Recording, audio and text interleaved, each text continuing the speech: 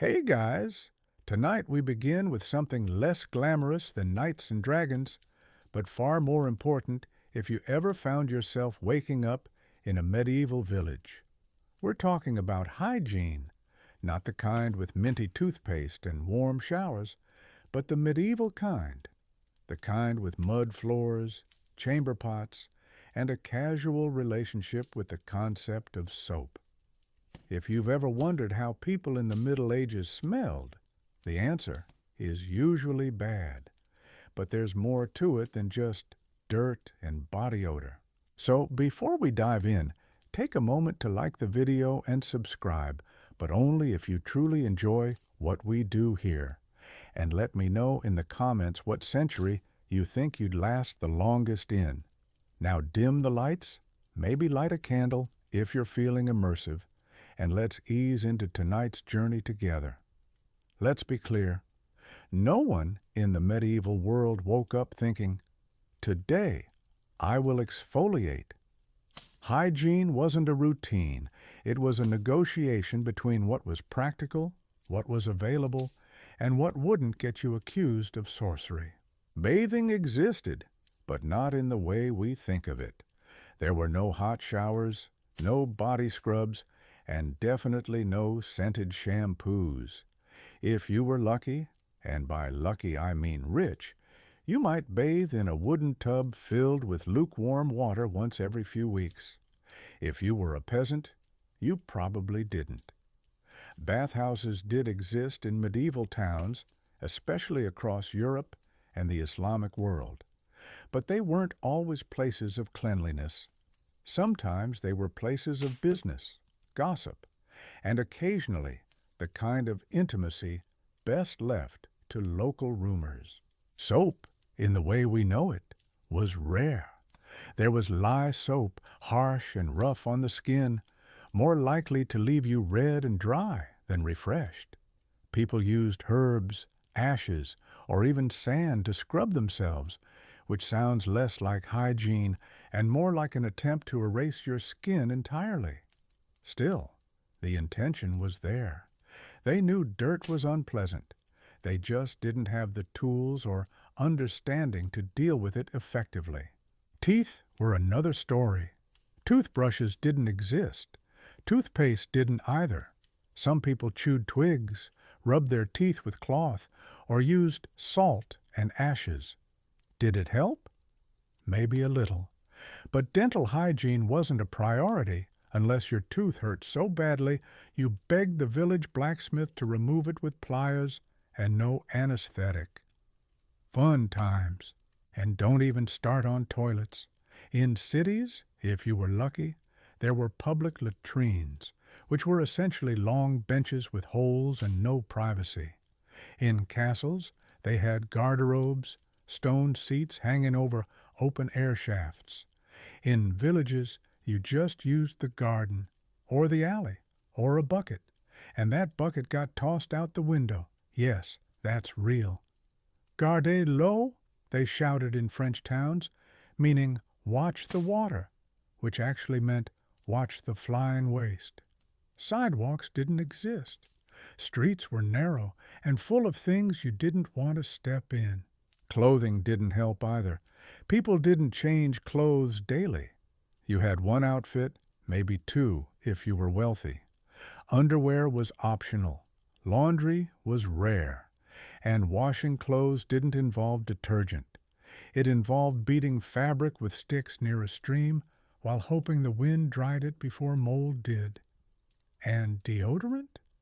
That was called holding a posy of flowers under your nose and pretending no one noticed the stench. But despite all this, people weren't stupid. They understood that clean water mattered, that bad smells meant something was wrong. Monasteries, for instance, were surprisingly clean. Monks often washed their hands before meals, bathed regularly, and built sophisticated latrines that used running water. Not because they were modern, but because they believed cleanliness was part of godliness. Public bathhouses, when not banned for being immoral, were places of social order. and people with wounds or sickness tried to stay clean in the only ways they could. The problem wasn't intent, it was access. Clean water was hard to find. Soap was expensive. Medical knowledge was limited. And sometimes smelling bad was safer than standing out. Smelling too clean made people suspicious. Was it vanity? Witchcraft? Did you boil herbs under a full moon while chanting? Because that's not hygiene. That's asking for a trial. So no, the Middle Ages weren't full of people proudly rolling in filth. They were full of people doing their best in a world that made staying clean almost impossible. The dirt wasn't always a choice. It was a symptom of the times, of cold winters, crowded cities, and a world where water could carry death as easily as life. Because that's another part of the story. Water wasn't always safe. And in the next part, we'll talk about why the same river that gave you water for soup might also give you plague. So, you're living in a medieval town. Maybe you're a baker, a blacksmith, or just someone trying to make it through the week without freezing or starving. You need water, not just to drink, but to cook, wash, and clean. The river runs nearby, seems perfect, until you realize that the same river is also the town's drain, sewer, laundry spot, and sometimes cemetery. In many medieval settlements, rivers were life, but they were also disease. People dumped everything into them, waste from chamber pots, spoiled food, butcher remains, dead animals, even the occasional human body. And then, just a little downstream, someone scooped up a bucket of water to make soup. There was no separation, no concept of upstream and downstream sanitation, no water treatment plants, just hope. Wells were safer, at least in theory. They pulled water from underground and were often protected by stone walls. But even wells could become contaminated. A dead rat, a leaky cesspit, a flood that carried filth straight into the groundwater. Suddenly, the whole village was drinking something that smelled slightly wrong and felt suspiciously warm. But when you're thirsty, you drink. When you're hungry, you cook with it. And when you're sick, no one thinks to blame the bucket. Boiling helped, but it wasn't common knowledge. Most people didn't understand germs. The theory of disease was based on humors, miasmas, or divine punishment. If you fell ill, it wasn't because you drank sewer stew. It was because you sinned, the air was bad, or Saturn was in a bad mood. Water didn't kill you. The stars did. Monasteries and some wealthy households had the means to filter or boil water. They used cloth to strain out debris, or they kept rainwater in barrels. But for most people, water was fetched, not questioned. And when it made you sick, well, maybe that was just your time. And that brings us to waste. Not metaphorical waste, but the real smelly, unavoidable kind. Human waste was a constant problem. In villages, it often ended up in ditches, fields, or the street. In towns, it went out the window. In castles, it dropped through shafts into pits or moats. Some cities passed laws. Don't throw waste from the second floor between noon and vespers. But enforcement was optimistic. Guardraobes, those castle toilets that hung over the edge, were less glamorous than they sound. The shaft didn't go far. It ended in a pile, sometimes a moat, sometimes a pit, and those pits had to be emptied, not by magic, but by people. Gong farmers, as they were called in England, were hired to shovel out human waste by the cartload. It was dangerous, disgusting work. They worked at night. They smelled terrible. But they were paid well because no one else wanted the job. The smell of a medieval town wasn't just bad, it was constant. It clung to everything: leather, cloth, hair. You couldn't escape it. Even royalty couldn't. A noblewoman might wear silk, but beneath it, her skin hadn't touched soap in weeks. A king might dine on golden plates, but the air around his palace still carried the scent of the stables and the kitchens, and everywhere waste, underfoot, under windows, around corners. Rats were common, so were fleas, so was illness. And yet, somehow, people lived. They adapted. They found routines. In some towns there were street cleaners, waste collectors, even public fines for dumping in the wrong place. Bathhouses had rules, wells had covers, markets had inspectors who tried desperately to keep rotten meat off the stalls. It wasn't modern hygiene, but it was a kind of order. Still, nothing stopped the outbreaks: plague, dysentery, typhoid. Illness spread faster than gossip. One bad barrel of water, one careless butcher, and suddenly a whole street was sick. And people didn't blame the system. They blamed fate, or sin, or foreigners, or that strange wind last week. Because in the medieval mind, cleanliness wasn't science. It was suspicion. And even clean water couldn't be trusted if it came from the wrong place. Let's say you were a craftsman in a small medieval town.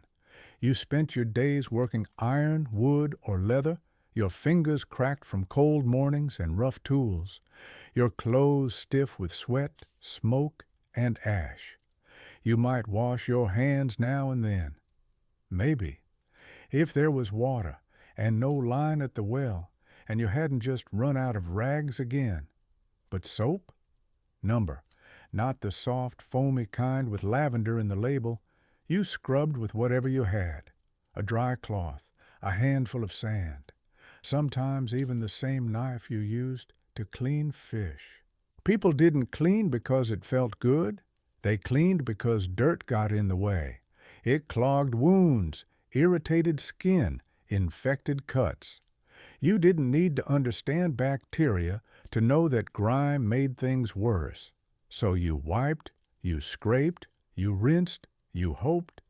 But even when you tried, you couldn't get it all off. The black around your fingernails was permanent. The smell of tallow and soot never quite left your sleeves. And when you slept, you carried the day's filth with you into straw that hadn't been changed in months. Now imagine getting hurt. Not a dramatic sword wound, just something normal. A splinter, a burn, a blister that split open after too many hours holding an axe. There were no Band-Aids, no antiseptic. Maybe someone had a cloth. Maybe you had a pinch of salt. Maybe someone muttered a prayer. But even then, even if you managed not to bleed too much or faint from the pain, the real danger didn't come until later. The swelling, the fever, the heat under your skin that told you the wound wasn't healing, it was rotting. Slowly, people lost fingers like that, arms, lives, all from something as small as a cracked heel that let in infection from the mud outside. And if it spread, if the rot turned black, there was only one solution: amputation. No anesthesia, no sterilized blade. Just a strong man with a saw and two others to hold you down while someone, usually not a doctor, said, "Bite this." Medicine, such as it was, did what it could. Barbers doubled as surgeons. Priests handed out holy water and hope. And if you were lucky, someone's grandmother remembered which herbs to boil for pain.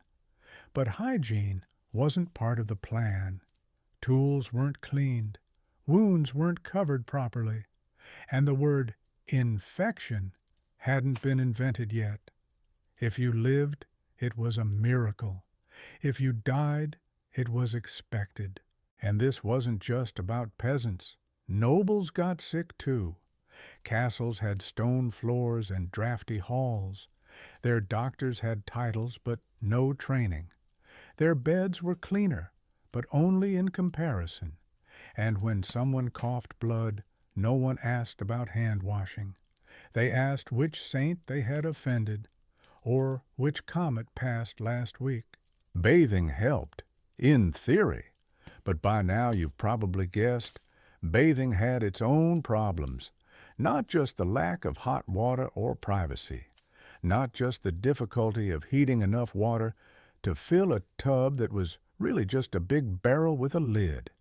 The problem was belief. People thought hot water opened the pores, and open pores, they believed, let in disease. So the logic went like this: wash too often and you'll get sick. Sweat was protection, dirt was a shield, and cold water was the safer option. So some people bathed once a month, others once a year, and some just didn't bother. They wiped their hands on their cloaks, they brushed ash from their faces, they rinsed their feet in streams when it rained, and they survived mostly because the human body is stubborn and medieval life was a game of chance. But if you wonder why so many people died young, or why graveyards filled so quickly, it wasn't just war and famine. It was everything else. The scratch that turned septic, the cough that lingered, the cut that never closed. Because in a world without antiseptic, hygiene wasn't about looking good. It was about staying alive. And most people, despite their best efforts, lost that fight far too soon. If there was one thing that united almost everyone in the medieval world, it was not religion or language or land. It was lice. The tiny creatures that lived in hair, on skin, in bedding, and even inside clothing seams were not a sign of poverty or laziness. They were simply a part of life. From the poorest beggar curled under a cart to the wealthiest noble in a stone-walled bedroom, lice were just there. They crawled, they bit, they laid eggs, and they stayed. And there wasn't much you could do about it. Hair care, if you could call it that, was basic. Most people kept their hair long, tied back, or covered. Washing it was rare, combing it was occasional, and cutting it was done more for practicality than style. Some shaved their heads completely and wore cloth caps or hoods to keep warm. Others used coarse combs carved from bone or wood to drag out the lice and nits. But the combs didn't kill them. They just moved them around. And sometimes all you could do was sit by the fire and pick them out, one by one, while someone else checked the back of your neck for movement. And it wasn't just lice. Fleas were common. So were bedbugs. And if you worked with animals, you likely had mites. Hygiene, in this sense, wasn't about being clean. It was about managing the invasion. People boiled their clothes when they had water and firewood. They smoked them over sulfur. They dusted themselves with ashes or herbs or chalk. They even burned old bedding when the infestation got bad enough. But the parasites always came back. They lived in the walls, in the straw, in the seams of garments that had never been fully washed. To make things worse, there were beliefs about cleanliness that made true hygiene harder to practice. It was thought, in some places and periods, that bathing too often weakened the body, that it allowed bad air to enter the pores, and that diseases were carried by mists or smells. So people avoided water, especially hot water. They wore layers to keep their sweat in, and they perfumed their skin instead of washing it. A pouch of lavender or rosemary pinned to the collar. A small bottle of rose water to dab on the wrists, not because it worked, but because it masked the worst of the stench. And still, people cared. They tried. Women plucked facial hair, cleaned under their nails, and rinsed their faces in cold water when they could. Men trimmed their beards with knives or fire. Children were scrubbed down before church or festivals if water and soap were available. Cleanliness wasn't absent. It was just limited, controlled by seasons, by wealth, by access. In winter, washing was nearly impossible. In drought, water was saved for drinking. In famine, no one cared what you smelled like. The concept of personal space didn't exist the way it does now. People slept close together, worked side by side, and traveled in tight carts or boats or wagons. So the smells and the lice and the general state of bodily affairs weren't just your problem. They were everyone's. And after a while, you stopped noticing. Or you convinced yourself that you did. Because what was the point of worrying about something no one could avoid? Even monasteries, with their structured routines and better access to clean water, struggled with infestations. Robes were passed down, mattresses were straw-filled and reused, and not every monk took his vows as a vow of washing. Some wrote about lice in their letters. Some drew them in the margins of prayer books, and some simply accepted them as part of the burden of earthly life. Lice, after all, were not deadly, not directly, but they were constant, and that constant itch, that never-ending crawl beneath the collar or behind the knee, was a quiet reminder that no matter how much you tried to keep yourself clean, the world you lived in had other plans. And while people scratched and combed and hoped, they also prayed for relief, for strength, or just for a night of sleep without movement beneath the skin. But sleep was never still, and neither was the dirt. It is easy to imagine that hygiene is only about the body, about skin and hair and the presence or absence of water. But in the Middle Ages, what you wore was as important as how you wore it. Clothes were not decorations.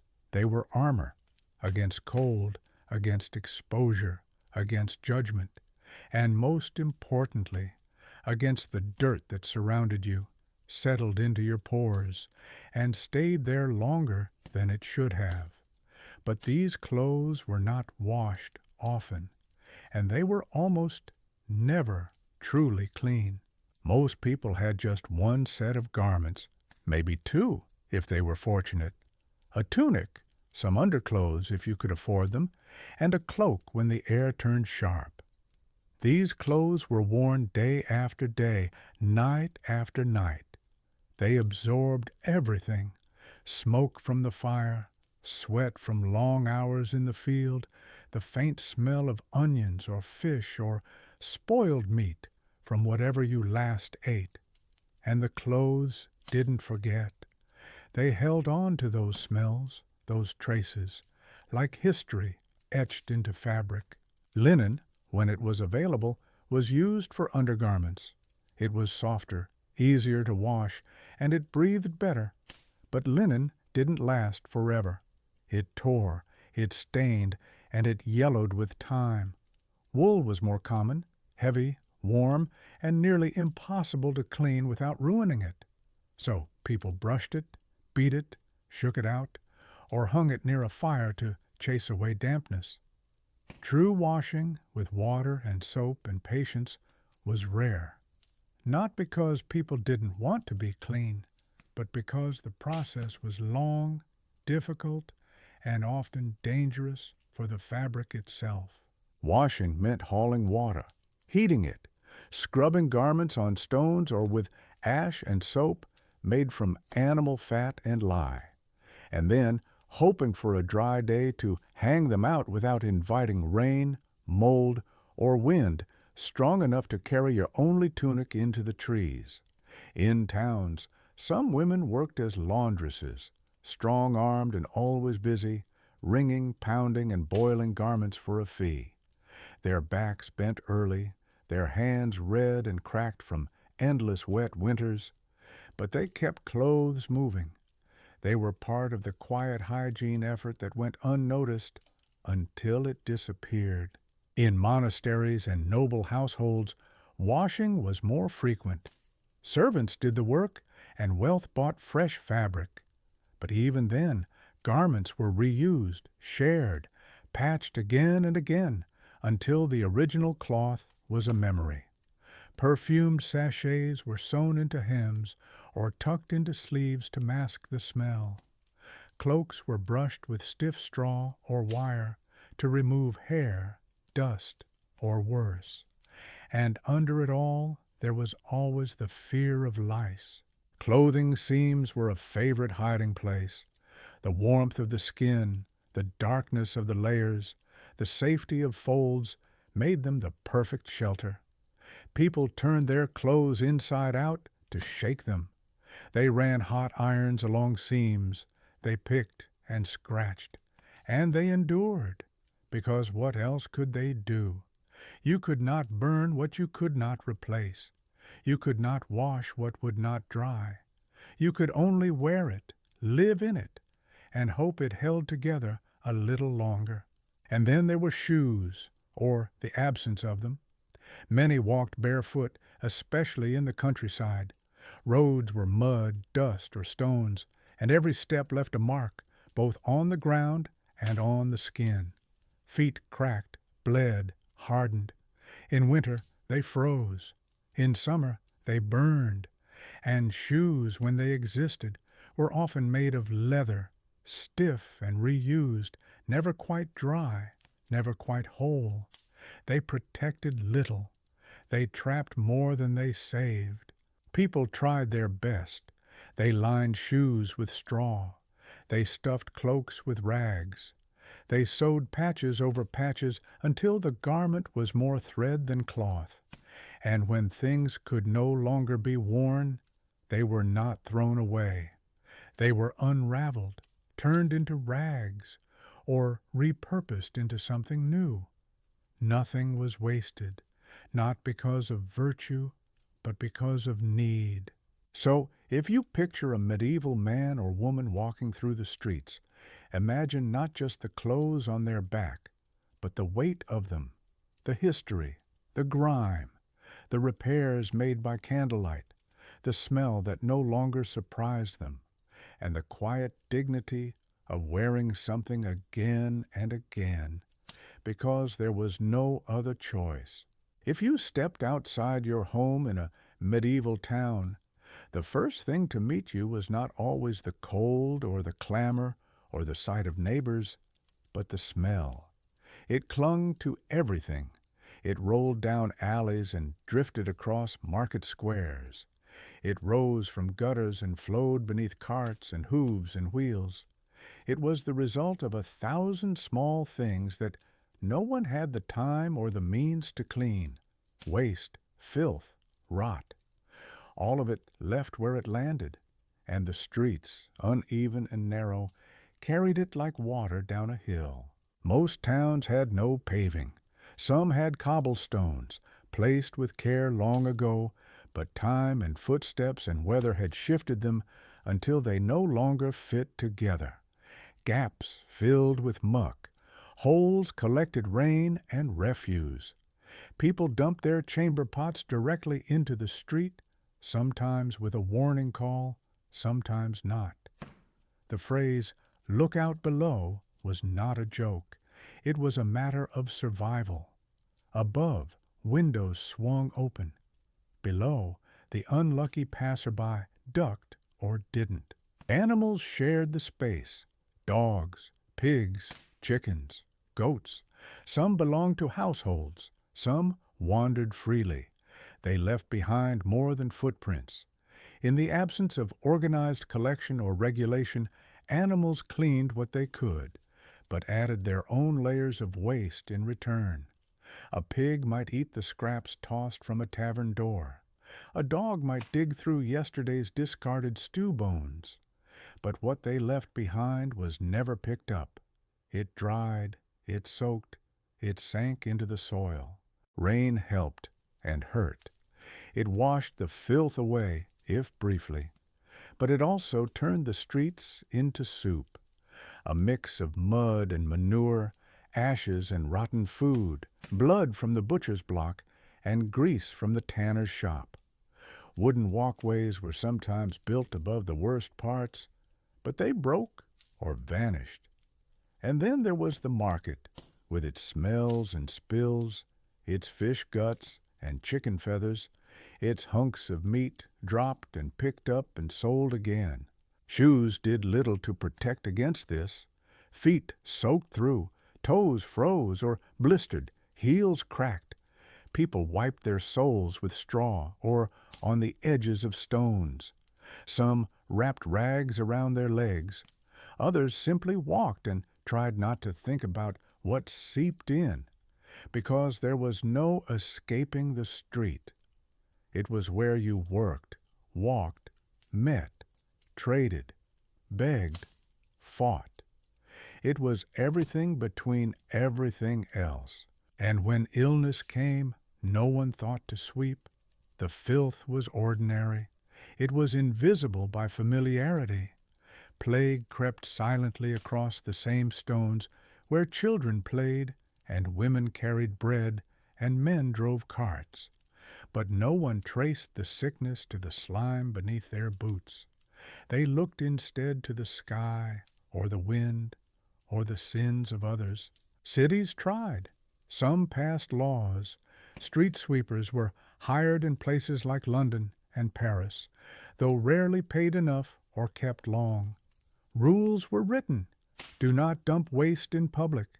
Do not slaughter animals outside your shop. Do not let your cesspit overflow into the neighbor's well. But rules without teeth are dreams, and few wanted to be the one to report a neighbor, especially when your own doorstep was not so different. And so the filth remained. It piled up in corners and ran in channels. It dried to dust and rose in summer breezes. It soaked into clothes, into breath, into memory. Visitors from cleaner lands wrote about it. Priests preached about it. Doctors ignored it. And children grew up playing in it without ever questioning why their hands turned black or why their feet never felt clean. Because the streets were not separate from daily life. They were daily life.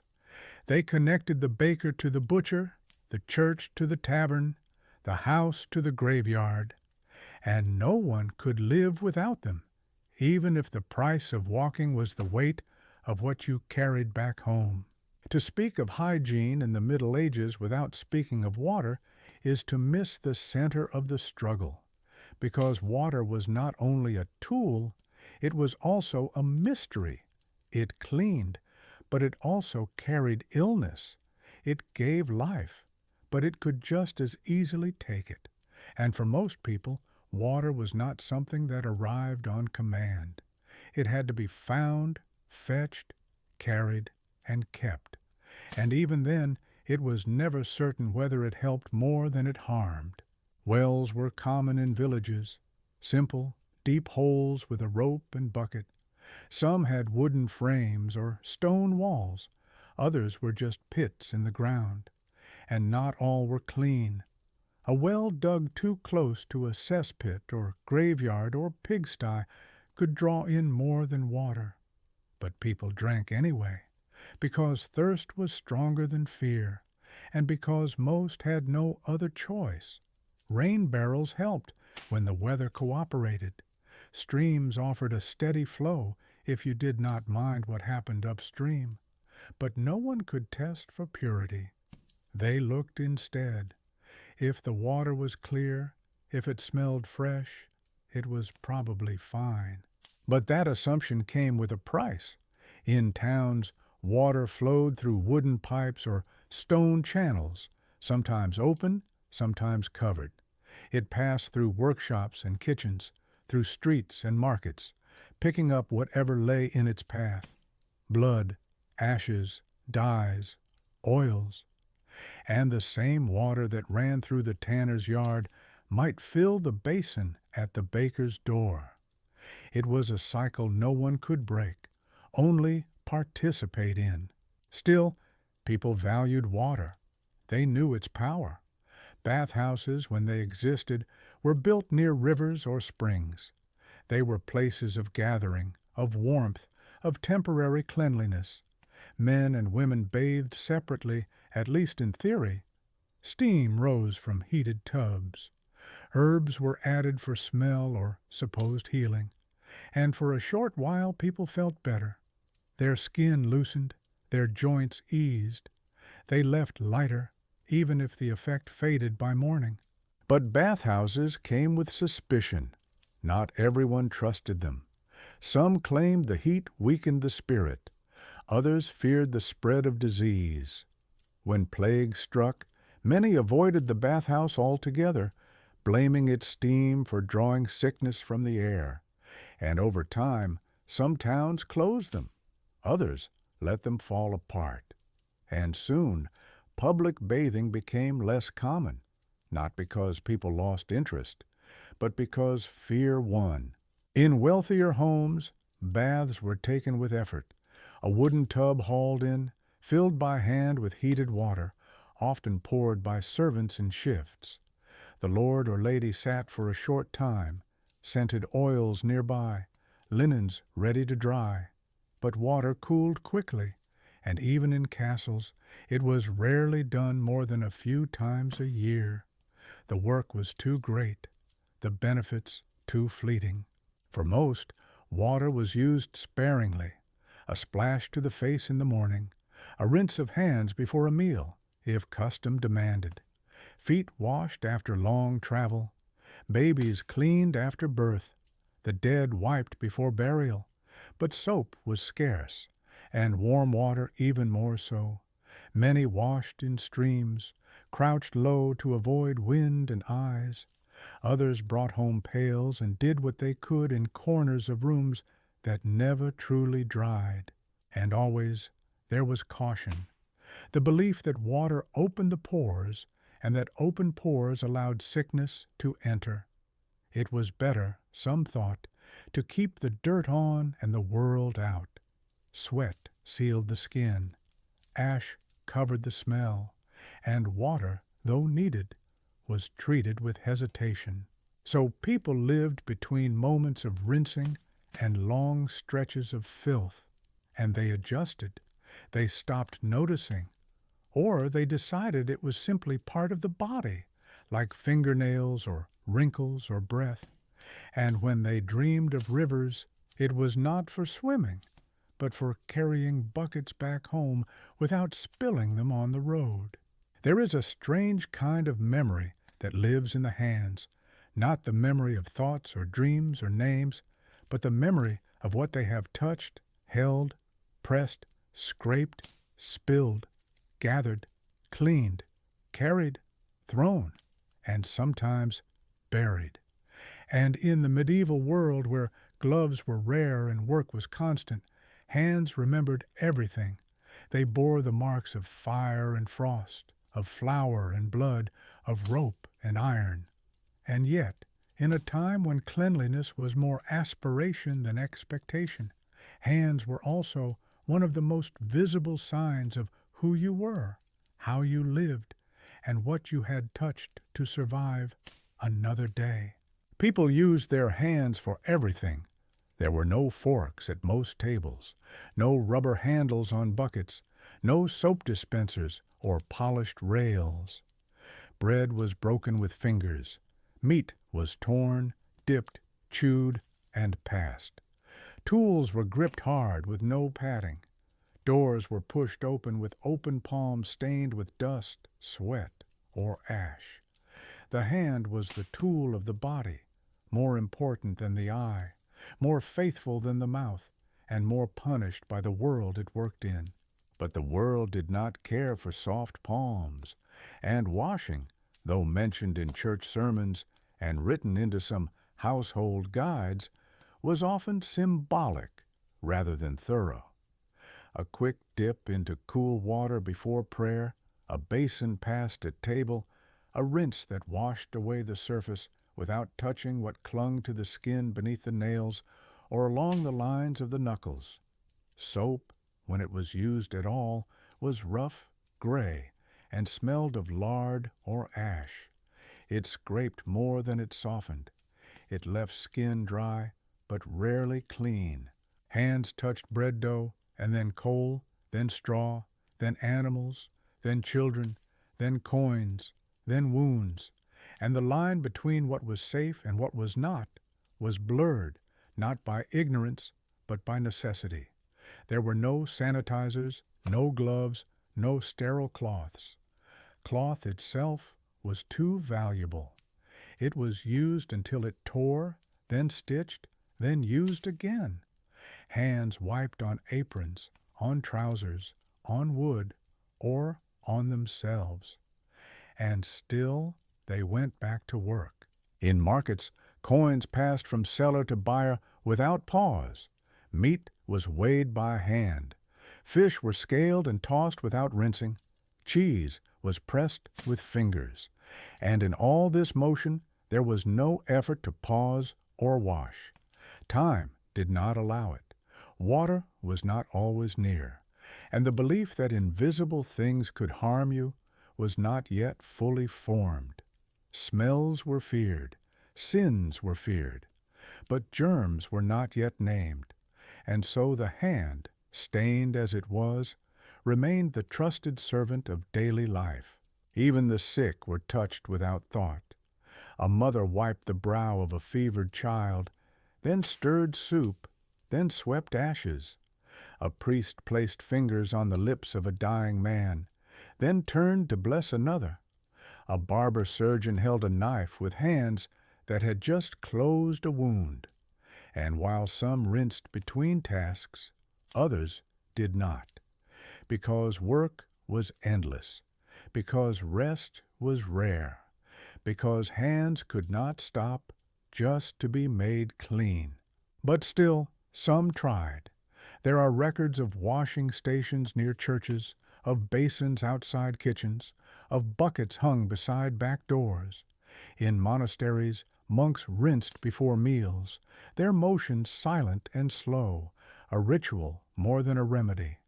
In noble homes, servants poured water from jugs over the hands of guests. Towels were offered, sometimes perfumed, sometimes plain. And for a moment there was a gesture toward purity. But it passed quickly, like everything else, because the hand could not stay idle, and because the hand could not stay clean. It reached again, for wood, for wool, for wounds, for water, and in doing so it remembered, not with words, but with feel, with calluses that thickened, with cracks that stung in winter, with dirt that gathered in the folds of the skin and never quite left. And so the hand, marked by years and labor, bore the quiet story of medieval hygiene in the lines it carried and the things it could never forget. When someone smiled in the Middle Ages, what you saw was not just the curve of lips or the crinkle around the eyes, but a map of survival carved into the mouth, a record of years without sugar and years with too much, of bread that was too hard and fruit that was too rare, of pain that never received a name and infections that were endured in silence. Because for most people, teeth were not parts of the body to be cared for. They were tools to be used until they cracked, bled, or fell out. And only then did anyone stop to notice how badly they hurt. There were no toothbrushes as we know them now, no minty paste, no soft bristles or bright white foam, just whatever could be chewed, rubbed, or rinsed in hopes of scraping away the day's grime. And even that depended on where you lived, how much you owned, and whether anyone ever taught you to care about what was inside your own mouth. Some used cloth, others used sticks, Some rinsed with wine or vinegar or water when it was clean enough, and a few chewed on herbs or mint or sage, not to preserve health, but to mask smell, because decay made itself known faster than anything else, and a foul mouth was hard to ignore in a world where people stood close and rooms were small. Toothaches were among the most dreaded of pains, not because they were sudden, but because they were constant, dull at first, then sharp, then blinding, and no one had the tools to fix them. You went to a barber, not a doctor. The barber had pliers and a chair and a strong arm. If you were lucky, the tooth came out in one pull. If not, it broke, and then the fragment stayed in your gums, swelling, festering, slowly poisoning you from the inside. And still you went back to work, because there was no other choice. Some people lost all their teeth early. By 30, they chewed soft bread with their gums and swallowed their meat whole. Others kept a few, crooked, blackened, loose, and hid their smiles behind hands or silence. The rich sometimes used powders made from crushed shells or bones to polish what remained. But the powders were harsh and wore away the enamel, and even those who could afford honey and spices suffered, because sugar, once rare, was becoming more common, and with it came rot. Children learned early. They bit into crusts, into apples, into bones, and their teeth cracked without warning. A chipped tooth was ignored. A lost tooth was accepted. Gums bled. Breath turned sour. And the mouth, meant for laughter, for speech, for song, became instead a place of quiet endurance. No one complained, or if they did, it was short, because everyone understood.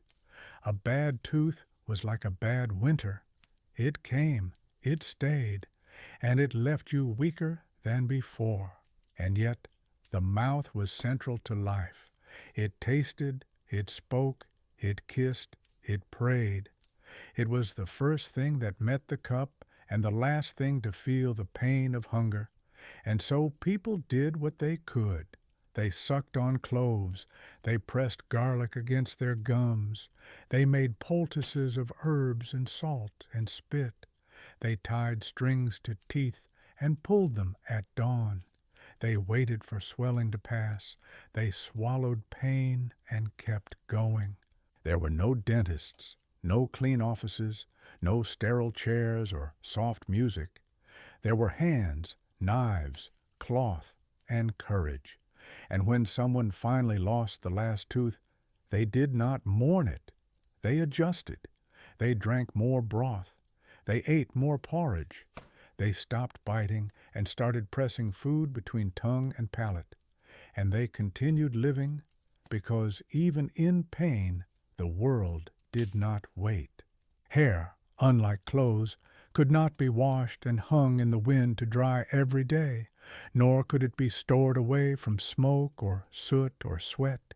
It stayed with you, on your head, your face, your body, through every shift of season and hour, through illness and labor, through sleep and prayer and silence.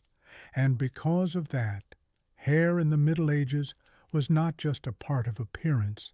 It was a vessel, a net that caught the world as it passed, a quiet witness to everything you touched, smelled, breathed, and endured.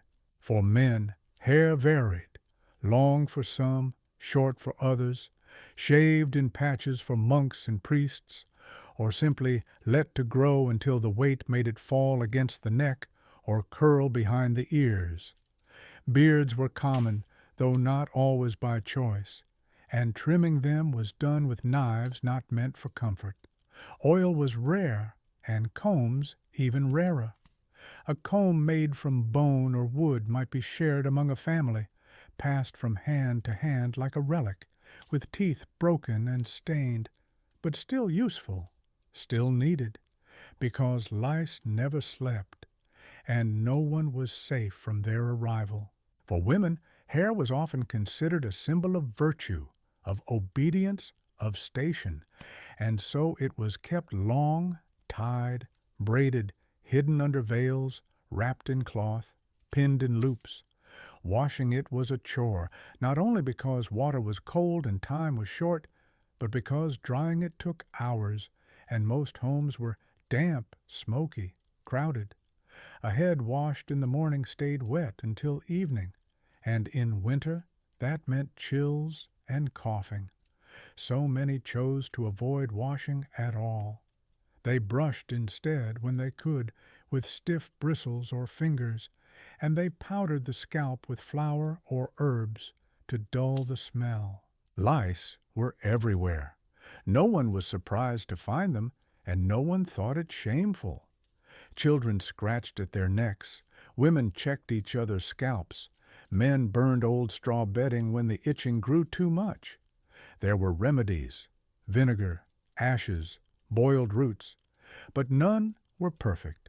Some shaved their heads and wore caps. Others combed daily and hoped it would be enough. But the lice always returned.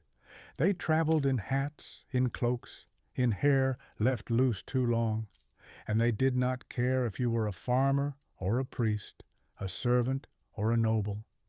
They found warmth, and they stayed. Facial hair was a separate challenge. Razors were crude, often reused, never sterile. A man might scrape his chin once a week, or not at all. Blood was common, infection too. Barbers worked quickly, sharpening their blades on leather straps, wiping them clean with cloth that had already touched 10 others. Some shaved at home, by candlelight, with cold water and trembling hands. Others let their beards grow and said it was for God, or for warmth, or because time did not allow for anything else. And then there were the invisible things hair held: smoke from the hearth, grease from the skillet, dust from the road, the scent of the fields, of animals, of illness. A woman's hair might smell like lavender for an hour after festival, but by nightfall it smelled like firewood and meat. A man's beard might catch the crumbs of bread or the steam of broth, and though some tried to perfume themselves, the scent faded fast, buried beneath the daily layers of life. So hair was not just appearance, it was function. It protected the scalp from sun. It warmed the neck in wind. It kept insects off the skin, though it also gave them shelter. It carried what soap could not remove and what prayer could not purify. And people accepted that. They learned to live with it, to braid it and forget it, to wrap it and ignore the itch, to comb it and hope just a little that it might stay quiet for another day. There is a comfort in clean clothes that most people now take for granted. The soft weight of cloth that smells of nothing, or perhaps of wind or soap, that fits without itch, that touches the skin without offense. But for the people of the Middle Ages, clothing was less about comfort and more about necessity, a layer between flesh and weather, between dignity and exposure.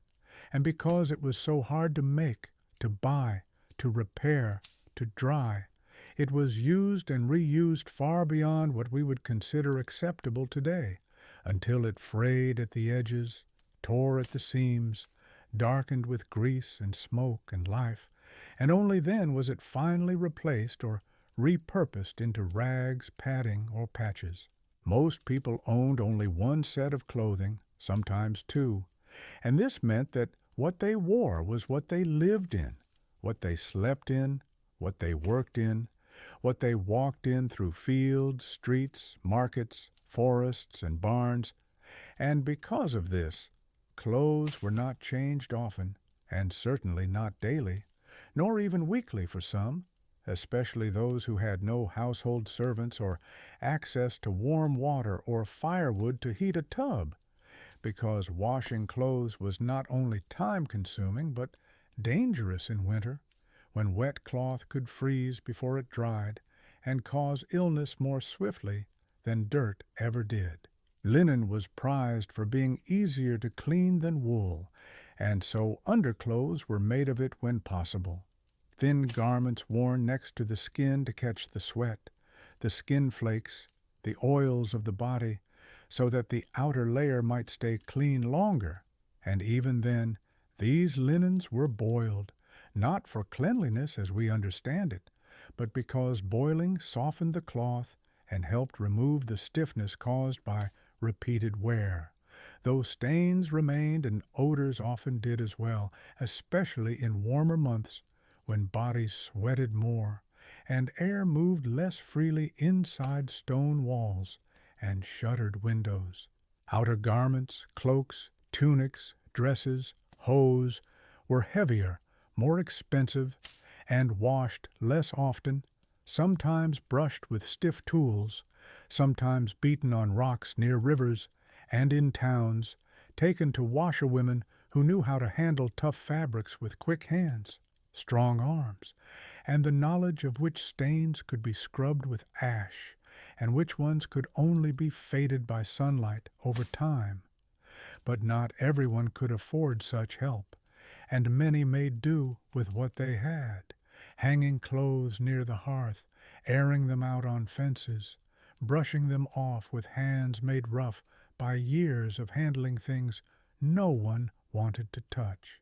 Clothing smelled like the life it had witnessed, the sweat of the wearer, the smoke of the fire, the grease of the kitchen, the damp of the cellar, the mud of the road. Perfume was rare, and when used, it was applied to the skin or to a handkerchief, not to the fabric itself, because it faded quickly and could not mask what had already sunk deep into the fibers. A noble might scent their gloves or collar, but even in courts, the smell of human closeness, of hair and cloth and effort, was present in every hall. When garments were washed, they were dried in the sun, draped over hedges, hung from lines if there was space, laid over stones or walls, and always guarded carefully, for clothing was valuable, sometimes the most valuable thing a person owned, and theft of a tunic or a pair of boots could mean the loss of dignity, of work, of shelter, and so clothes were patched again and again, sleeves lengthened with old scraps, collars reinforced, holes hidden beneath embroidery or thick stitching, and every thread told a story of use, of seasons survived, of growing children and shrinking options. So people dressed not to be seen but to be covered, not for style but for survival. And though paintings show the rich in silk and color, most wore browns and grays and off-whites, the color of earth, of dust, of wear, and they lived in these garments until they became like second skin, until taking them off felt strange, and putting them on again was like returning to the person they were yesterday, and the day before, and the month before that. To understand hygiene in the Middle Ages, one must look down, not up, because the story of dirt begins at the ground, where people walked, worked, stood, and slept, and the feet, more than any other part of the body, knew what the world really felt like, not in theory, not in poetry, but in mud and stones and straw soaked with things no one wanted to name, and though boots and shoes existed, they were not owned by everyone, and even when they were worn until the soles peeled away and the leather cracked with cold and damp, and still the feet moved forward, because there was no other choice. Streets were not clean. Cobblestones, where they existed, were uneven and covered in waste, not just from animals, but from humans as well, because many towns and villages had no system for managing what came out of the body, and so chamber pots were emptied into the streets or into ditches or streams, and the rest settled where it fell, trampled into the soil, carried by wheels and hooves and bare heels, dried by sun, stirred by wind, and never truly removed, only layered one day over the next, one life over another. In villages, people walked through earth made dark by years of use, and in towns they stepped over refuse and passed puddles that never quite dried, puddles that held everything from fish bones to blood to bits of cloth, and in some places walkways were raised with wooden planks or boards, but those who walked on them still carried the dust of the day on their clothes, on their feet, on the hems of their garments, and when they entered their homes, that dust came with them, settled into the floor, into the straw bedding, into the corners where it was swept once a week, perhaps with brooms made of twigs or rushes. Bathing the feet was a luxury for many. In monasteries, it was done as a sign of humility, a ritual of washing another's feet to honor Christ. But outside those walls, the feet were washed when they hurt, or when they bled, or when the smell could no longer be ignored, and even then, only if water was near and firewood was available, because heating water took effort and time was short and warmth was precious. So people rinsed their feet in cold streams or wiped them with rags, but rarely did they soak them, scrub them, tend to them with oils or care, unless they were injured, and even then treatment was simple. Wrap the wound, bind the toe, walk slower if you must. Blisters and cuts were common. Infections, too. A splinter might fester for days. A stone bruise might swell. But life continued. There were fields to tend, fires to stoke, animals to herd, and so the feet carried on, swollen or cracked or bleeding, because they were the foundation of survival. And though they were rarely praised or cared for, they were always used, always demanded, always expected to carry the weight of the body and the burdens of the world. Shoes, when worn, were made of leather or wood, sometimes both, shaped without much regard for the unique shape of the foot, and often stuffed with straw or cloth for warmth. Socks were rare, insoles unknown, and when shoes failed, people walked barefoot, through frost, through thorns, through streets lined with filth, and still they walked, because the body adapted, the skin grew thicker, the pain became familiar, and hygiene, in the sense of cleansing or protection, was a dream that belonged to another world, one with time, one with means, one with less mud. And so the feet, cracked and calloused, carried not only the body, but the memory of where it had been, the story of what it had stepped through, the quiet truth of a world where nothing stayed clean for long, and everything eventually returned to the ground.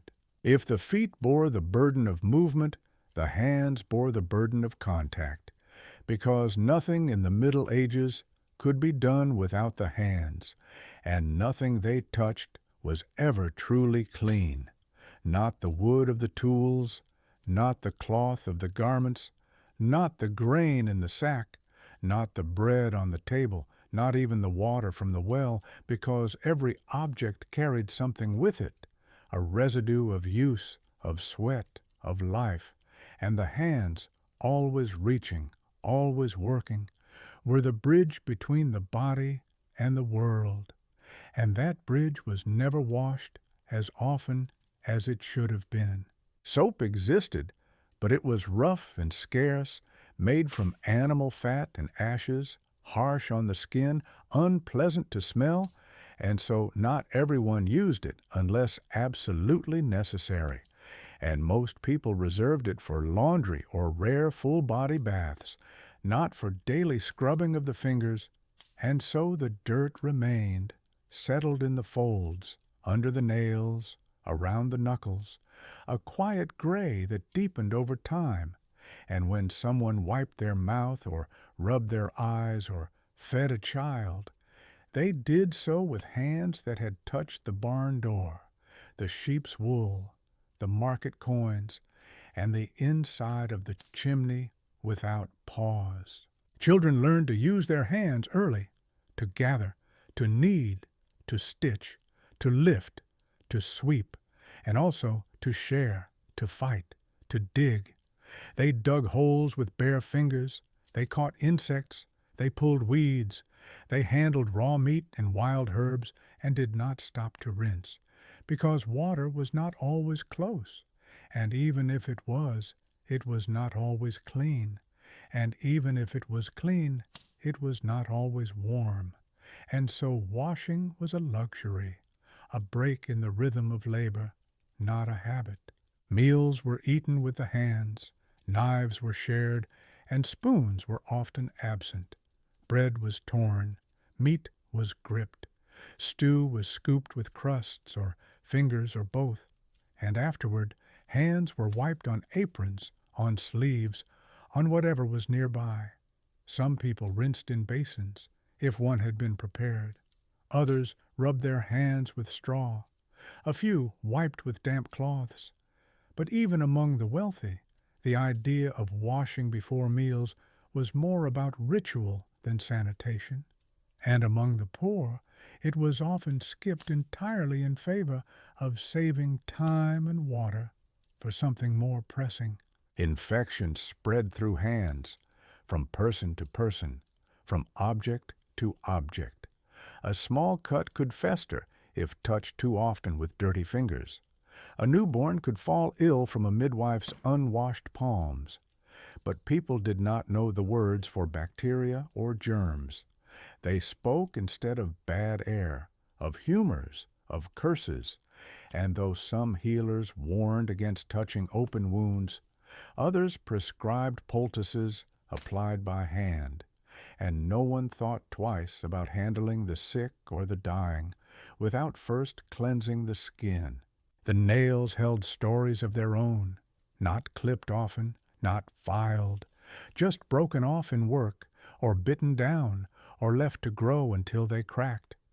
Beneath them lived soil, ash, crumbs, and sometimes more. A groom might carry traces of the stable beneath his thumbnail. A cook might carry traces of garlic or blood. And yet life continued. Meals were prepared, children were rocked, prayers were whispered with clasped fingers that had never known soap that week, or even that month. And the skin aged with it. Hands became rough, cracked, blistered, sun-darkened. Calluses formed, scars remained. A washerwoman's hands looked nothing like a baker's, and a blacksmith's nothing like a scribe's. But they were all marked by labor, by touch, by years of working with tools and animals and people, and never quite scrubbing away what they gathered along the way. Hygiene was not only about what people did to their bodies, but also what surrounded them when they did nothing, when they sat, when they slept, when they breathed. And in the Middle Ages, the home was not a clean place in the modern sense, not sterile, not sanitized, but instead a living space full of texture and smell and sound, where walls held in not only warmth, but also moisture and smoke and everything that came from life itself, because there were no air purifiers, no exhaust fans, no sterile tiles, only stone, wood, clay, and straw, each absorbing what it touched, each changing slowly over time, growing darker with soot, softer with mold, richer with the invisible traces of people who never stopped breathing inside. In a peasant home, the floor was often made of packed earth, sometimes covered with straw, sometimes mixed with ash or herbs, to mask the smell, though the smell remained, because people brought in the day on their boots, on their clothes, on their skin, and it stayed, settled into the corners, clung to the beams, waited between the fibers of the bedding, and even when the straw was replaced, which was not often, it had already absorbed enough to leave a memory behind, a scent of damp, of skin, of heat and animal and food and waste, because life did not separate itself neatly in that world. It all happened together, layered one atop the next. Smoke was constant. Hearths burned through winter and sometimes even summer, and the smoke, having nowhere to go but upward and outward, filled the space first, crept into the thatch of the roof, stained the walls black, made the air heavy, made the lungs ache, and though some homes had chimneys, many did not, and the smoke escaped slowly, if at all, drifting out through holes in the roof or between wooden planks, leaving behind not only darkness on the surfaces, but darkness in the chest, in the breath, especially for children, for the elderly, for those already weak.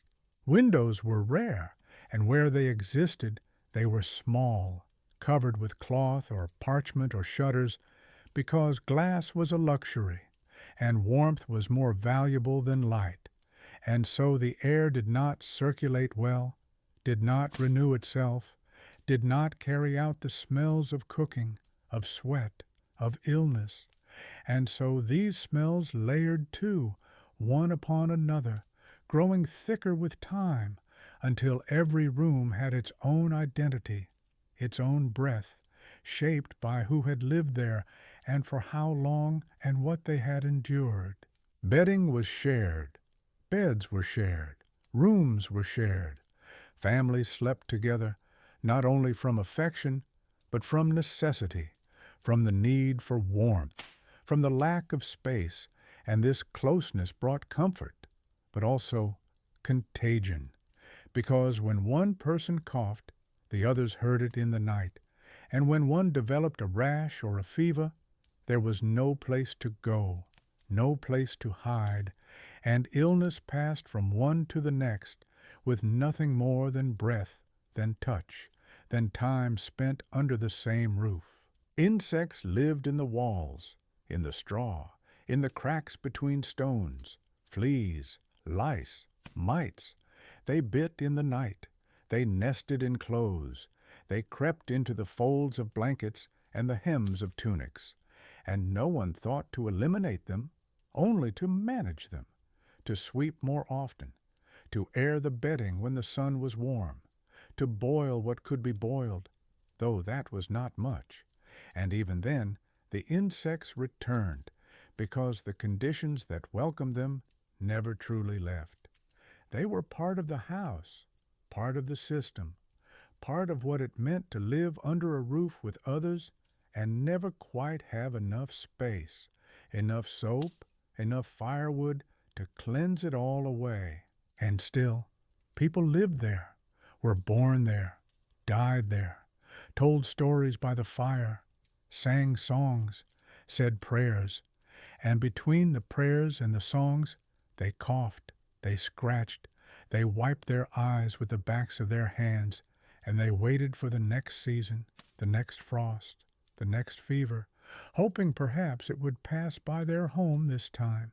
In the world of the Middle Ages, where water did not run through pipes and privacy was often a luxury few could afford, the problem of human waste was not hidden behind doors or flushed away into distant places, but remained close, visible, and constant, a reminder that the body was not polite, not clean, not easy to manage, and so men and women lived beside what their bodies produced, finding ways to cope, to conceal, to adapt, but never truly to remove, because the systems that would allow for true sanitation had not yet been born, and people made do with what they had, with habits inherited, with knowledge passed down, with wood and straw and pots and soil.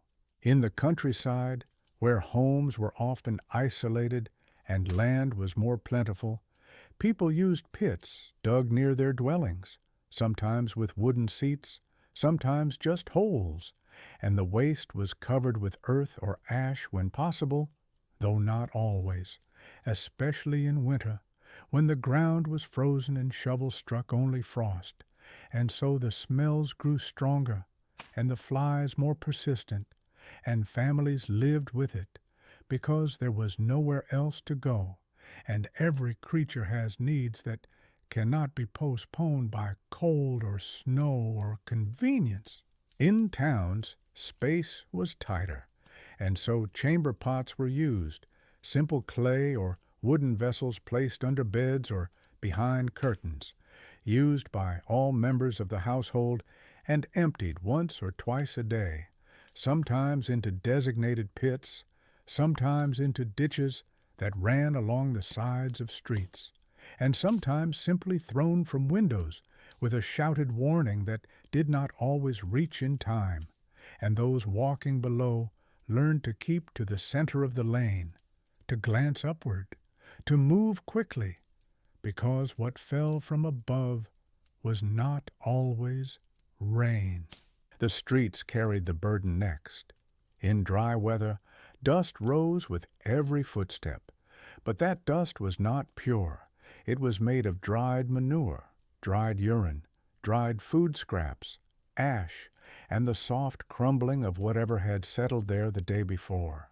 In wet weather the dust turned to sludge, a thick dark mixture that clung to shoes and hems and wheels and hooves, and which no one could avoid entirely, no matter how clean they had been when they left their home, and so filth traveled with them, back into kitchens, onto beds, into the cracks of the floor where children played or animals rested.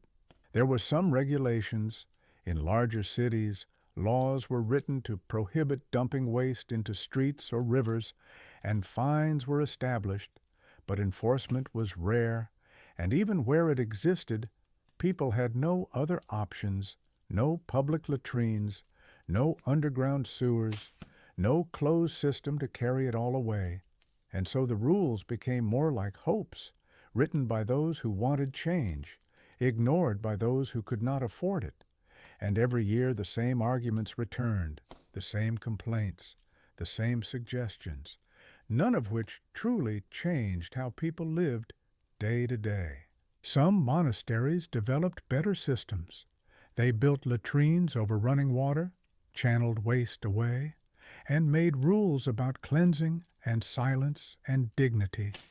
But these were rare, and even then, the monks who cleaned the channels, who stirred the pits, who emptied the barrels, bore the task in silence, sometimes with gloves of cloth, sometimes without, and they washed when they could, but the smell remained, followed them through cloisters, clung to their robes, because no act of service removes all traces, and the body continues to speak even when ignored. And so waste was part of life, accepted, managed, never conquered. Its presence shaped where people walked, where they built, where they ate, where they rested. It shaped the air, the mood, the health, and though no one liked it, no one truly escaped it, because in the end, every body is the same, and the earth was not yet ready to carry it away unseen. The idea of a doctor in the Middle Ages brings to mind not a clean figure in white, but a man in layered robes, often dark, carrying a leather bag, a stick, or sometimes wearing a beaked mask filled with herbs when plague stalked the streets, because healing was not a science, but a mixture of observation, tradition, prayer, and trial, and doctors, whether trained or self-declared, worked with what they had, which often meant tools made of metal or bone, kept not in sterile boxes, but wrapped in cloth, stored beside powders and dried roots, and used again and again without boiling, without wiping, without understanding what truly hid on the blades. A doctor might be called to a home where fever had taken hold, or where a wound refused to close, or where a woman could no longer rise after childbirth, and he would enter not with certainty, but with a list of possible causes spoken in Latin, a book of symptoms, and a pouch of remedies passed down through years of use, and most of those remedies began with cleansing, not of the body, but of the spirit, through bleeding or purging, or with herbal mixtures meant to balance the humors, the invisible fluids believed to govern all health. When wounds were treated, they were washed with wine if wine was available, or with water if not. But the water might have come from a bucket used for livestock, or from a barrel that had not been cleaned in weeks. And though the intention was to clean, the reality was often the opposite, because no one could see what lingered in the liquid, and so washing became a ritual, not a guarantee, a gesture of care in a world without microscopes or antiseptics, or the knowledge of how infection truly spread. Tools were used quickly: knives, hooks, needles, heated metal when needed. Bones were set by hand. Flesh was stitched with coarse thread.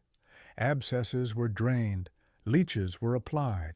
And each time the doctor wiped his hands on a cloth or apron or sleeve, and moved on to the next home, the next case, carrying with him not only his tools and learning, but also whatever lingered from the last place he had been, and the cycle of sickness continued, not from neglect, but from the limits of what people knew and what they had. Clean bandages were rare. Cloth was reused, washed in rivers, hung to dry in sun or smoke, dried quickly or not at all, and when reapplied, they often carried more than comfort, because in this world soft linen could become a threat, and a healer's touch, though meant to soothe, might introduce something unseen, something that would grow under the surface until the flesh darkened. The fever climbed, and the prayers began again. And yet people trusted them. They trusted the barber who pulled teeth and drained blood, the nun who made poultices from herbs grown in the convent garden, the wise woman who knew when to bind and when to burn, because options were few, and illness was a mystery, and every effort to heal was worth trying, even if it hurt, even if it failed, because the alternative was silence, was doing nothing, was watching someone fade without lifting a hand. Cleanliness, as a concept, was not absent from healing, but it was not defined the way we know it now. It meant keeping flies away. It meant wiping away pus or blood. It meant fresh straw on the bed, a cool cloth on the brow, a room where the air could move, where the smells were not too strong. And these things, though simple, were the closest many came to hygiene in a medical sense. And when death came anyway, they did not blame the cloth or the water or the doctor, because the line between sickness and the sacred was thin, and sometimes, no matter how much was done, the illness still took what it wanted. When we think of hygiene, we often think of separation, the clean from the dirty, the inside from the outside, the human from the animal. But in the medieval world, those lines were thinner, more flexible, more blurred by necessity and habit, and so many people lived not only near animals, but with them, under the same roof, in the same space, sometimes even in the same room, because warmth was valuable and space was limited, and animals were not just creatures, but sources of food, of labor, of income, and to keep them close was practical, even if it meant accepting the smells, the noise, the presence of fur and hooves and droppings, where people cooked and slept and prayed. A small cottage might have one main room, and in that room would be a hearth, a table, a bed or two, and against the wall, or in a corner, a piglet or goat, a few chickens, perhaps even a calf, especially in winter when the cold could kill, and people brought what mattered most inside, including animals too valuable to risk in the frost, and though some tried to separate the space with a wooden barrier or a pile of straw, there was no real division, and the air was shared, the ground was shared. The silence was never full. The floor told the story. It was not smooth or polished or swept daily, but made of packed earth or rough stone with straw scattered to catch the damp, and that straw absorbed everything: spilled broth, spilled blood, urine, ash, manure, and was replaced not every day, but when it could no longer be walked on without slipping. And even then, the old straw was thrown just outside the door, where it joined the dung heap, the compost pile, the growing mountain of waste that waited for use as fertilizer, because nothing was truly thrown away in this world. Everything had a purpose, even filth.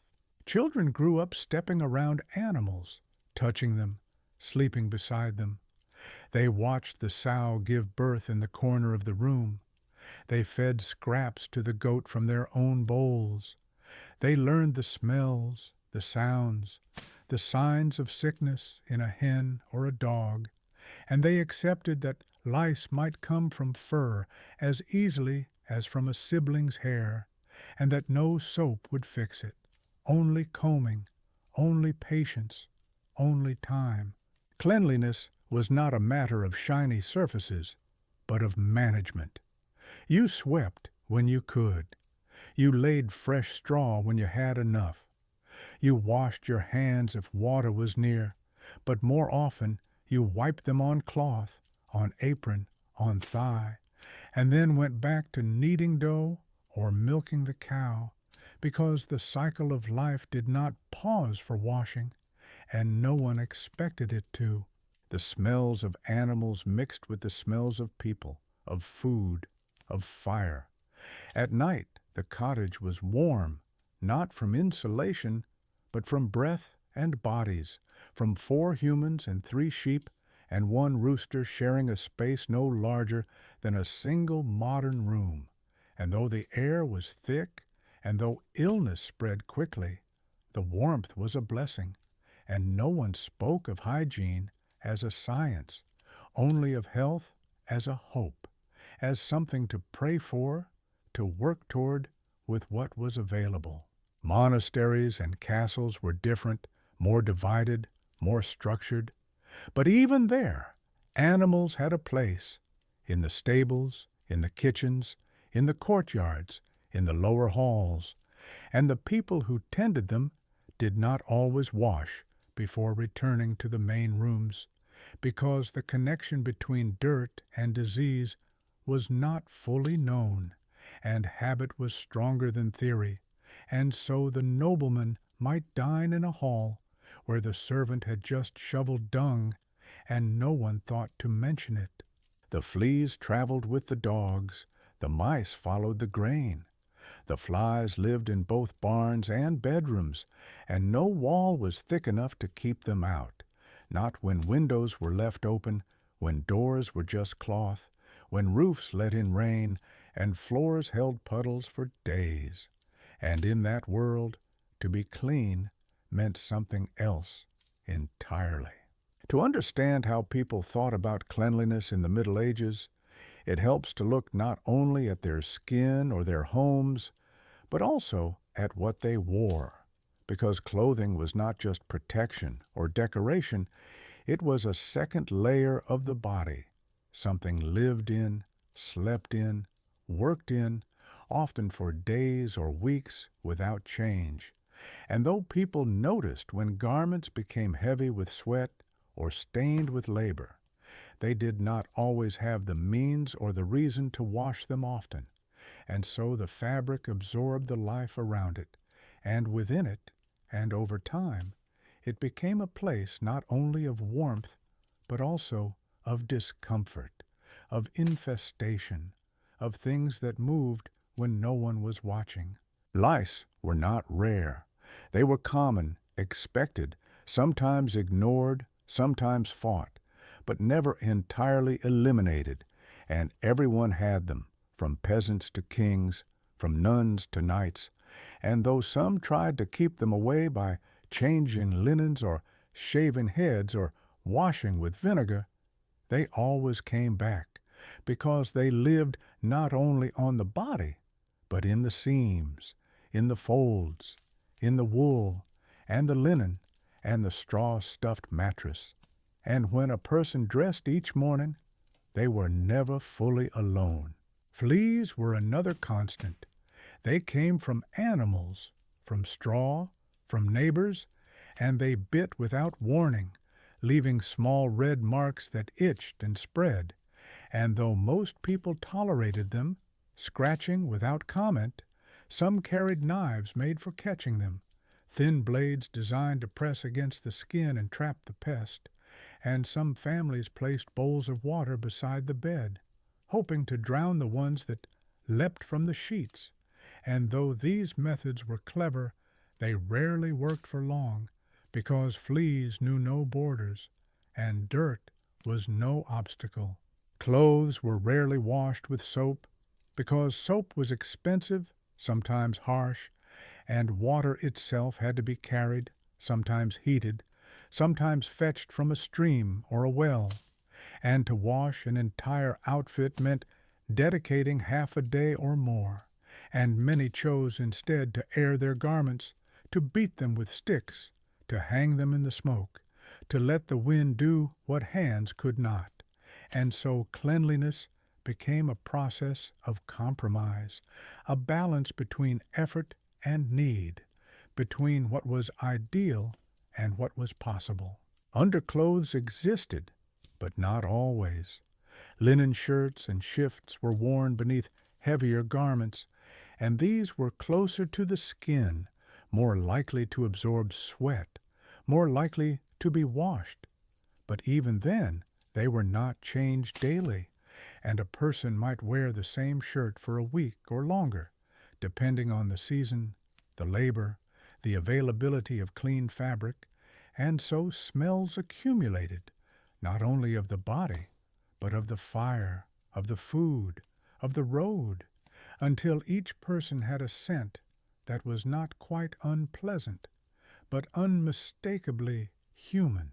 Richer people had more clothes, and sometimes even servants to wash them, but that did not mean they were cleaner, only that they changed more often, that they owned more layers, more silks, more embroidered sleeves, and these too were rarely scrubbed, only brushed, only scented, only stored with herbs to keep moths away, and the illusion of cleanliness was maintained through effort and perfume, and the distance created by wealth, though underneath the same skin sweated, the same lice bit, and the same cloth gathered the years one stitch at a time. Children wore what was handed down, old clothes, patched clothes, clothes with stains that never left. They grew into garments that had already lived lives before them, and they learned early that washing was a luxury, that comfort was relative, that itchiness was something you lived with, and when they scratched in class or in chapel, no one scolded, because everyone scratched, and everyone knew. And so the body was not alone. It carried guests. It carried memories. It carried the warmth of clothes that never quite dried in the winter, and the heaviness of wool soaked with rain, and the itch of seams that rubbed the skin raw. And hygiene was not a fixed state, but a shifting line drawn between tolerance and need. And that line moved every day.